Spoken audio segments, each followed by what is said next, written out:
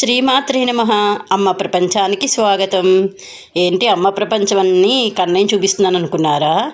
మా ఆశ్రమంలో అమ్మకు తోడుగా కన్నయ్య కూడా ఉన్నాడండి. ఒకే రాతిలో ఒకవైపు కన్నయ్య ఉంటాడు, ఒకవైపు గోపమ్మ ఉంటుంది. ఏకశిలపై ఇద్దరూ దర్శనమిస్తారండి. ఇద్దరూ ఏకమే కదా. రాధ మనసులో కృష్ణుడు ఉంటాడు, కృష్ణుడి మనసులో రాధ ఉంటుంది. అందుకని ఏకశిలపై ఒకవైపు కృష్ణయ్య దర్శనమిస్తాడు, రెండో వైపు రాధమ్మ దర్శనమిస్తుంది. ఆవిడకి గోపమ్మ అని కూడా పేరు కదా.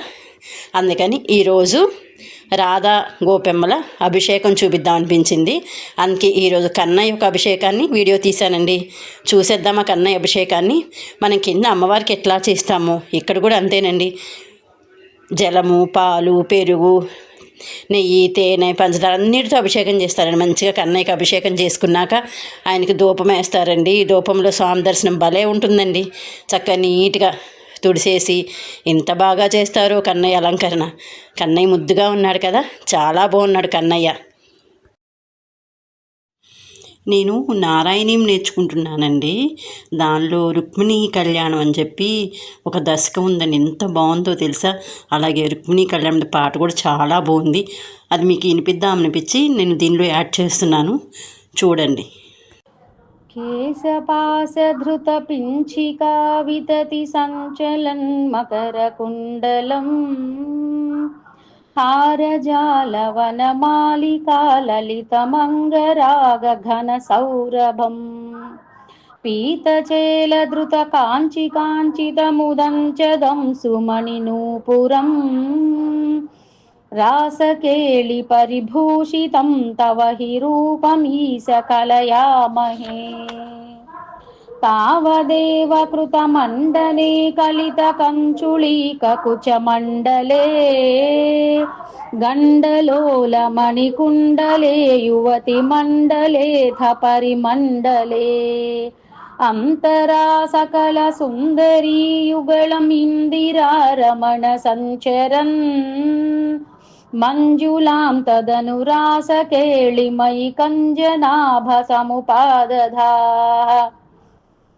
वासुदेव तव भासमानम् इह रासकेळिरससौरभम् दूरतोऽपि खलु नारदागदितमाकलय्य कुतुकाकुला वेशभूषणविलासपेशलविलासिनी शतसमावृता नाकतो युगपदागता वियतिवेगतोऽथ सुरमण्डली वेणुनादकृततानदानकलगानरागगतियोजना लोभनीय मृदुपादपातकृतताळमेळनमनोहरम् पाणिसंक्वणितकङ्कणं च मुहुरं सलम्बितकराम्बुजम् श्रोणिबिम्बजलदम्बरं भजत रासकेळिरसडम्बरम् श्रद्धया विरचितानुगानकृततारतारमधुरस्वरे नर्तनेऽथ ललिताङ्गहारलुलिताङ्गहारमणिभूषणे सम्मदेन कृतपुष्पवर्षमलमुन्मिषद्दिविशदाङ्कुलम् चिन्मये त्वयि निलीयमानमिव सम्मुमोहसवधूकुलम् स्विन्नसन्नतनुवल्लरी तदनु कापि नाम पशुपाङ्गना कान्तमं समवलम्बते स्म तव कान्तिभारमुकुलेक्षणा काचिदाचलितकुन्तला नवपटीरसारघनसौरभम् वञ्चनेन तव सञ्चुचुम्बभुजमञ्चितोरुपुलकाङ्कुरा कापि गण्डभुवि सन्निधाय निजगण्डमाकुलितकुण्डलम् पुण्यपूरनिधिरन्ववाप तव पूगचर्वितरसामृतम् इन्दिराविहृतिमन्दिरं भुवनसुन्दरं हि नटनान्तरे त्वामवाप्य दधुरङ्गनाः किमुन सम्मदोन्मददशान्तरम् गानं ईशविरतं क्रमेण किल वाद्यमेलनमुपारतम् బ్రహ్మ సమ్మదరసాకులాः సదసి కేవలం నృతురంగనాః నావిదన్నపి చ నీవికాం కిమపి కుంతలీమపి చ కంచులీం జ్యోతిషామపి కదంబకం దివి విలంబితం కిమపరం బ్రువే మోదసీం నిభువనం విలాప్య విహృతిం సమాప్య చ తతో విభో కేళి సంవృదిత నిర్మలాంగనవఘర్మలేశ సుభగాత్మనాం మన్మథా సహన చేతసాం పశుపయోషితాం సుకృతచోదితః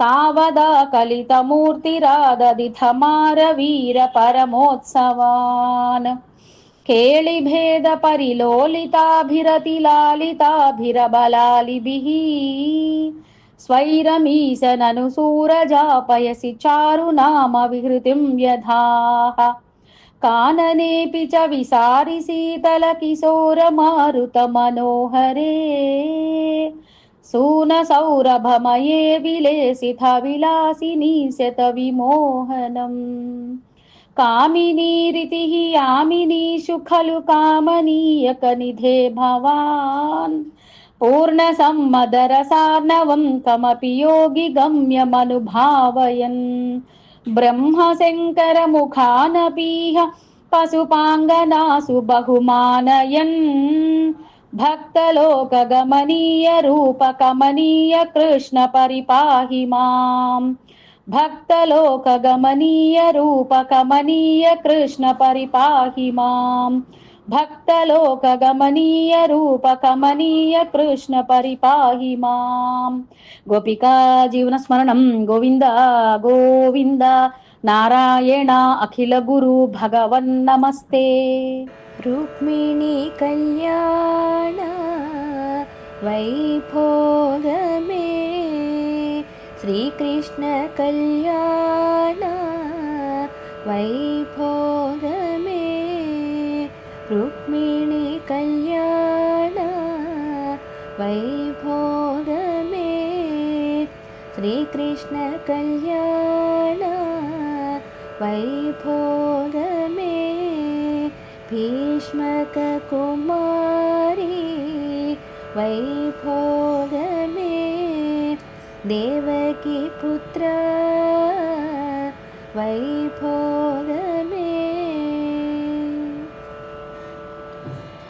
భక్తజన పరిపాల భరిత సరజాల భుక్తి ముక్తి దలీల భీష్మక పాల రుక్మిణీ కళ్యాణ వైభోగమే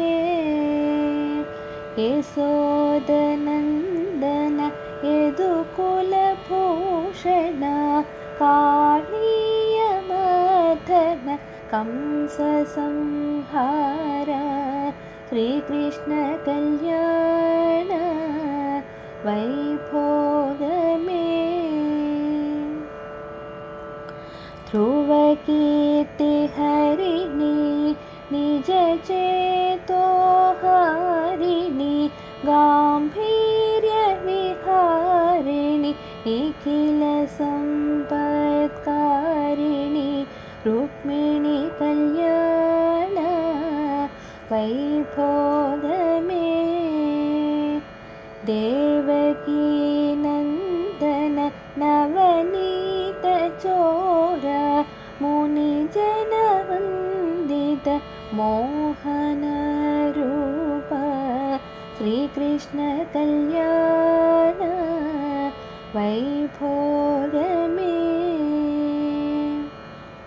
రుక్మిణీ కళ్యాణ వైభోగమే శ్రీకృష్ణ కళ్యాణ వైభోగమే భీష్మక కుమారి వైభోగమే దేవకి పుత్ర